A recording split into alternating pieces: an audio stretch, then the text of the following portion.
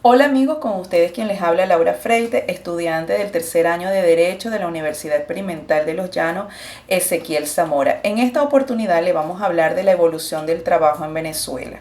Como primer punto tenemos el trabajo en el mundo antiguo. En esta primera etapa le vamos a hablar de la sociedad primitiva, que solo existía la división natural del trabajo, no existía la propiedad privada y como consecuencia de ello no existía la división de clases, ya que nadie poseía más que el otro.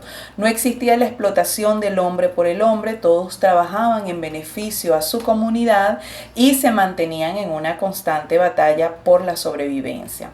En la época esclavista, las primeras sociedades esclavistas datan de hace más de 8.000 años aproximadamente y tienen sus antecedentes cuando los clanes y tribus comenzaron a asentarse en distintos lugares, pasando de ser nómadas a sedentarios. Posteriormente, estos asentamientos se comienzan a consolidar, naciendo así la propiedad privada.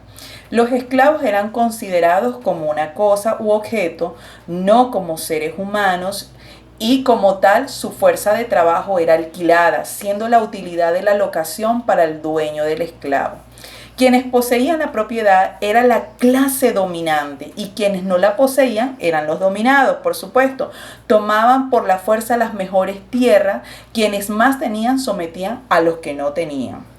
Durante la sociedad esclavista, el sector productivo eran los esclavos, quienes realmente producían eran los esclavos, más los amos se limitaban a cuidar la producción. Los esclavos eran sometidos de manera continua a la producción, mientras los dueños se encargaban de tomar provecho del trabajo del esclavo. Continuamos con la Edad Media. En esta época se presentaron una serie de cambios tanto sociales, políticos, culturales, religiosos, donde el cristianismo marcó una diferencia en la sociedad. Sus valores, costumbres cambiaron, donde la palabra esclavo se modificó por la de siervo, los cuales eran los campesinos asalariados que trabajaban la tierra para el feudal. Se creó en esta Edad Media las corporaciones con asociación de artesanos en una misma rama y los sindicatos nacen de las corporaciones. Allí surgen los talleres artesanales, que eran propiedad del feudal, y en sus casas se encontraban todo tipo de artesanos. A los hombres se les veía como cosas y objetos y querían eliminar la servidumbre. Por lo tanto, los campesinos pelearon por cambiar su situación y así poder acceder a sus derechos para que posteriormente el trabajo pasara a ser considerado como un medio de ascenso social. En la segunda etapa surge la revolución industrial y de esta se crea la máquina de vapor teniendo lugar en Inglaterra. Se da la industrialización, los trabajadores en la edad moderna realizaban sus labores en condiciones infrahumanas y es aquí cuando nace el derecho al trabajo, aunque trabajaban en igualdad laboral, tanto los hombres, las mujeres y niños, a pesar de que no recibían igualdad en sus beneficios. Ahora pasamos a la edad moderna. En esta segunda etapa, las condiciones de trabajo dentro de las fábricas eran muy precarias y los trabajadores sufrían castigos corporales, tanto sanciones económicas, suspensión de descansos dominicales y festivos. Asimismo, los despidos eran frecuentes, había inexistencia de pensiones por enfermedad, el derecho laboral, surge a partir de los abusos que recibían los trabajadores por parte de los dueños de las fábricas. Asimismo, aumenta el aparato productivo y surge el aumento de la mano de obra, la lucha obrera, los sindicatos, la movilización obrera. En el trabajo de la época contemporánea se da la Revolución Francesa y ocurre un cambio económico y laboral por la Revolución Industrial y se produce fábricas, grandes maquinarias y ocurre una gran migración del campo hacia la ciudad. Posteriormente los campesinos son expulsados y pasan a ser obreros, incluyendo a los artesanos. Así se disminuyó muchísimo la producción artesanal. Y bueno, se expande el trabajo al asalariado. Las jornadas laborales eran en fábricas de 15 a 18 horas diarias. Niños, mujeres embarazadas trabajaban en igualdad de condiciones. En la época precolombina, en la colonia, las leyes de India establecían trato que debía recibir el nativo y que especificaban que los indios eran libres, aunque son súbditos de los reyes católicos. La presentación de los servicios se veía como un contrato y la persona se veía como una cosa. Usaban la madera como una herramienta, es allí donde descubrieron el fuego y la piedra que usaban como una herramienta de trabajo. Coleccionaban los frutos, su medio de alimentación era la caza. Pasamos a los antecedentes históricos postcoloniales. En Venezuela hay dos periodos. En 1830 y 1817, la gran parte de las provincias, estados y municipalidades de la República sancionaron códigos, leyes, ordenanzas de policía, en las cuales se insertaban reglas de aplicación regional sobre el trabajo de jornaleros, artesanos y sirvientes. Crecía del valor de antecedentes de la actual legislación, ya que poseía un carácter estrictamente policial, atento más bien al cuidado del orden público y a las buenas costumbres, que a la regulación moderadora del trabajo y a la protección del trabajador asalariado. En el segundo periodo, que se dio en 1917 hasta nuestros días, comienza con la ley de talleres, establecimientos públicos, donde realmente se inician los antecedentes de la legislación laboral. Comienza propiamente el 26 de junio de 1817 con la ley de talleres y establecimientos públicos. Fue la primera en recoger una percepción de la realidad del trabajador, y eran normas de aplicación general para todos y se implementaba la jornada laboral de 8 horas con días de descansos obligatorios. Se debía garantizar la seguridad e higiene del trabajo. Continuamos con los antecedentes históricos. El 23 de julio de 1928 se promulgó la primera ley del trabajo, la cual establece 8 horas y media, al igual que la seguridad que el patrono debe darle al trabajador. Y esta ley también añadía las horas de descanso que correspondían al trabajador, pero que esta ley no cumplió porque no hubo disposición del Estado. No fue acatada porque la República no tenía personal capacitado para la implementación de la misma. La Ley de Trabajo de 1936, primera vez que se reconoció el derecho de asociación y la contratación colectiva. Esta ley tuvo vigencia hasta 1991, donde Rafael Caldera influyó en el trabajo de la Organización Internacional del Trabajo, donde esta organización establecía como jornada de 8 horas laborales, derecho a la contratación colectiva, derecho a la asociación de huelga. Permaneció vigente por más de 55 años. La Ley Orgánica del Trabajo de 1990 y 91 entró en vacation legis, donde tenía un carácter orgánico a diferencia de las leyes anteriores, agrega la parte económica, la parte jurídica, busca mayor estabilidad laboral, se da una ampliación de concepto salarial, tuvo un aumento de participación de los trabajadores en la utilidad de la empresa, incluyendo los trabajos especiales. En cuanto al derecho internacional del trabajo, nace la estructura y funcionamiento de la Organización Internacional del Trabajo. Esta fue creada en 1919 como parte del Tratado de Versalles, que terminó en la Primera Guerra Mundial. Su constitución fue elaborada entre enero y abril de 1919 por una comisión de trabajo constituida por diferentes países. La organización estaba movida por sentimientos de justicia, humanidad, así como el deseo por asegurar la paz permanente en el mundo. En contra de la explotación de los trabajadores en los países industrializados, asimismo de lograr la cooperación para obtener igualdad en las condiciones de trabajo. El reglamento de las horas de trabajo incluía la duración máxima de la jornada de trabajo y la semana, la contratación de mano de obra, la prevención de desempleo, el suministro de salario digno, protección del trabajador contra enfermedades o accidentes como consecuencia de su trabajo, protección de los niños, jóvenes y mujeres. Asimismo, incluía beneficios para la pensión de vejez e invalidez, protección de los intereses de los trabajadores ocupados en relaciones del extranjero, igualdad de retribución en igualdad de condiciones, libertad sindical en la organización de enseñanzas profesionales y técnicas, así como otras medidas similares. Realizamos una síntesis sobre la evolución histórica, ahora entramos un poco más en el contexto actualizado, donde hablaremos sobre el derecho laboral, conceptos y características, denominación, su naturaleza jurídica, objeto y el trabajo como hecho social. El derecho laboral es una rama del derecho formada por un conjunto de normas jurídicas que se establecen en relación entre los trabajadores y los empleadores. Lo constituye un precepto de orden público y legal que se basan en la premisa de asegurarles a quienes trabajan un pleno desarrollo como persona y una integración real en la sociedad. Dentro de sus características del derecho laboral podemos decir que el derecho laboral se caracteriza por ser, según la editorial Exen 2020, dinámico, social, expansivo, autónomo y específico. En lo dinámico evoluciona según los procesos socioeconómicos de cada país. En lo social representa el interés de la sociedad. 3. El expansivo se va actualizando continuamente.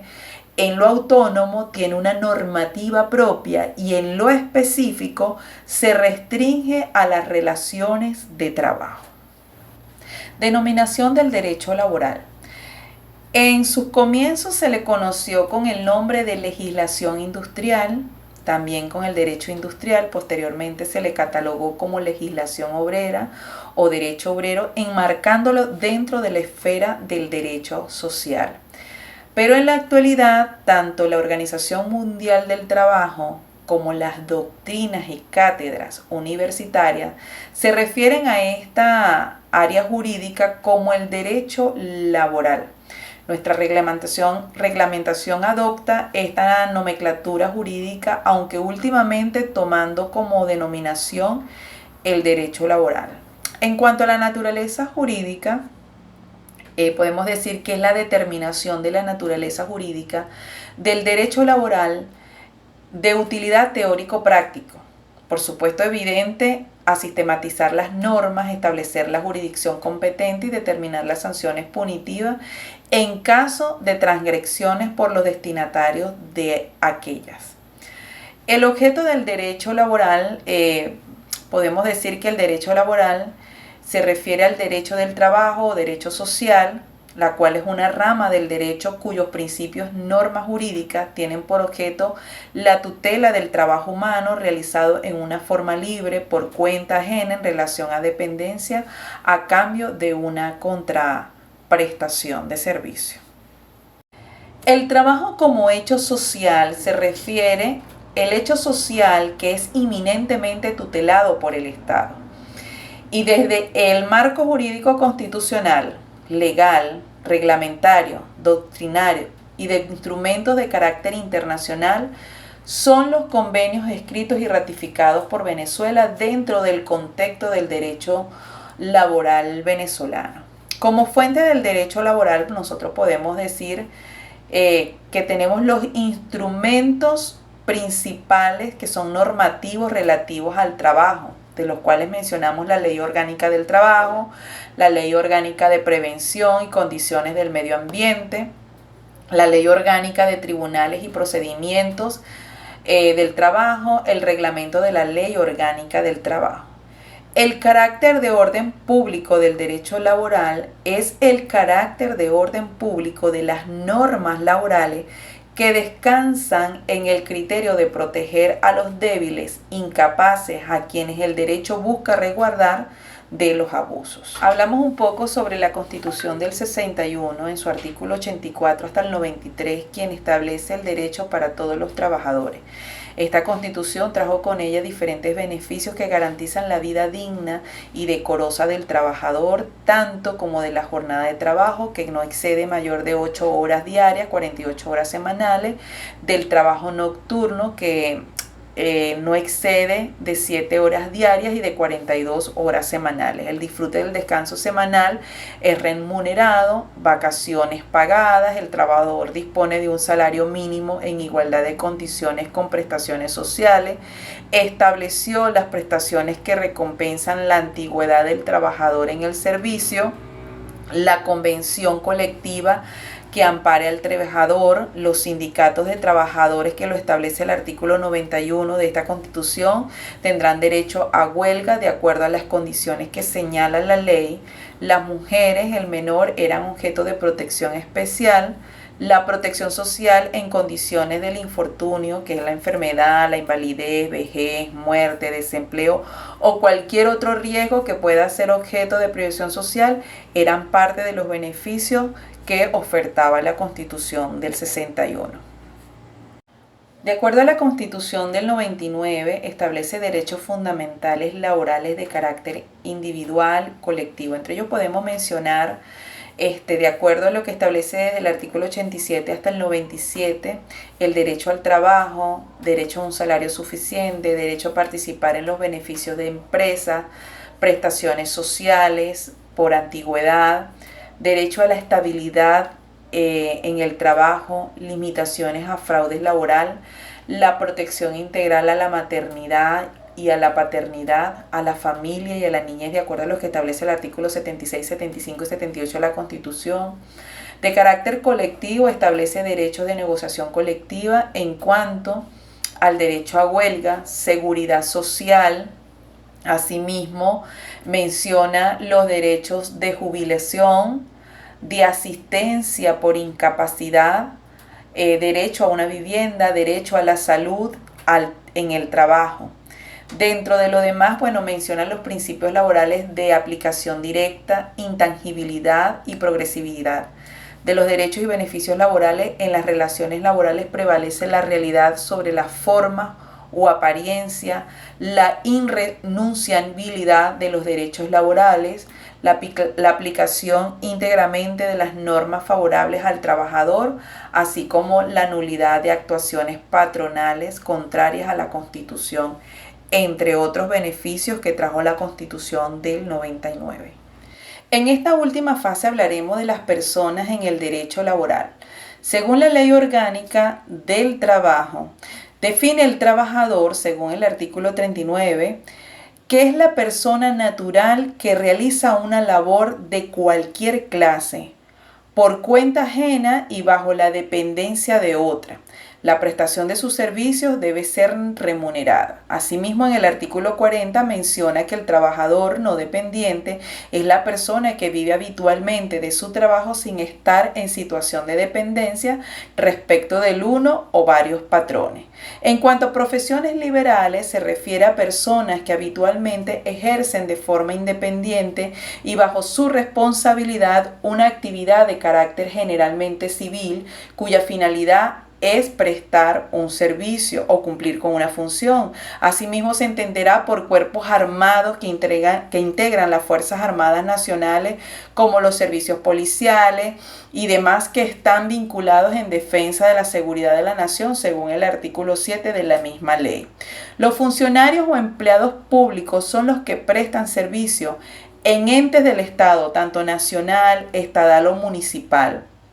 La clasificación de cargo es un documento técnico que describe el ordenamiento de los cargos o puestos de trabajo que requiere una entidad acorde a su funcionamiento a través de un concurso de cargo. Los empleados de dirección es una clasificación especial dentro del marco laboral que refiere a empleados que tienen un papel destacado y de confianza, que toman decisiones, que supervisan, que son representación de la institución. Estos empleados son generalmente los que tienen un alto grado de responsabilidad y a menudo se les da un nivel significativo de autonomía en las tareas diarias de la institución en cualquier nivel. Los trabajadores de confianza, según el artículo 45 de la Ley Orgánica del Trabajo, refiere que los trabajadores de confianza son aquellos cuya labor implican conocimiento personal de acuerdo a la parte industrial o comercial de su patrono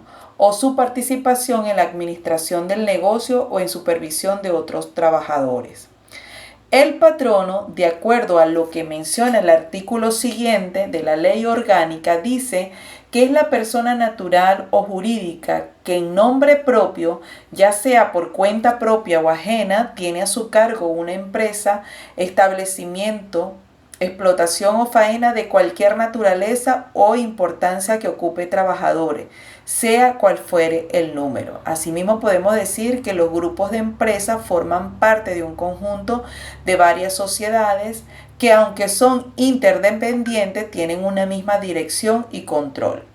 En el caso de las empresas de trabajo temporal, se refiere a aquellas empresas cuya actividad consiste en colocar disposiciones de otras empresas con carácter temporal a trabajadores contratados por ellas mismas. En el caso del intermediario, es la persona que contrata o interviene en la contratación de otras u otros para que presten servicio a un patrono.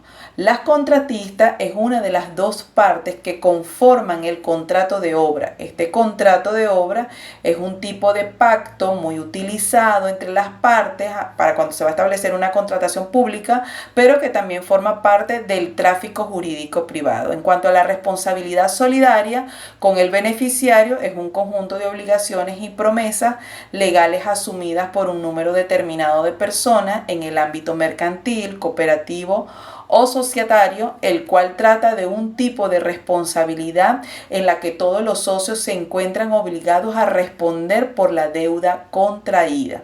En cuanto a presunciones, una aceptación de un hecho del que se tiene prueba y que se infiere del otro hecho demostrado. Por último, queremos mencionar que se considera representante de patrono toda persona que en nombre y por cuenta de éste ejerza funciones jerárquicas de dirección en la administración. Sin más nada que hacer referencia, le damos las gracias por habernos prestado toda la mayor atención.